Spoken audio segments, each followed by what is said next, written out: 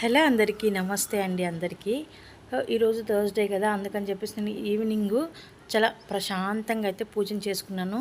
So ఇంట్లో ఆడవాళ్ళకు ఇంట్లో ఉన్నా సరే మార్నింగ్ అంతా హడావిడిగా ఉంటుంది కాబట్టి మార్నింగ్ టైం తీసుకొని పూజ చేయలేకపోయినా సరే, సో ఈవినింగ్ నాకు తెలిసి చాలామంది ఆడవాళ్ళు చాలా చక్కగా టైం తీసుకొని పూజ చేసుకుంటారు అనుకుంటూ ఉంటాను.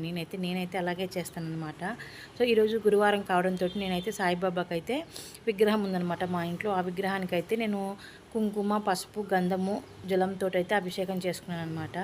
ఆ తర్వాత నేను సాయిబాబాకి గంధము, కుంకుమలతో అయితే అలంకరించుకున్నాను. ఇంకా సాయిబాబా గారికి ఎంతో ఇష్టమైన గులాబ్ పూలను అయితే సాయిబాబాకి అయితే సమర్పించేసుకొని, సో ఎంతో ప్రశాంతంగా సో ధూపం, దీపం, నైవేద్యం పెట్టుకొని నా పూజనైతే చాలా చక్కగా చేసుకున్నాను ఈరోజు. సో ఎందుకో గురువారము పూజ ఇలా చేసుకుంటే చాలా ప్రశాంతంగా ఉంటుందన్నమాట. సో నేను ఆల్మోస్ట్ విగ్రహాలకు ఉంటే నాకు కుదిరినప్పుడల్లా, రోజు కాకపోయినా సరే నాకు వీలున్నప్పుడల్లా అయితే ఖచ్చితంగా అభిషేకం చేసుకుంటూ ఉంటానన్నమాట.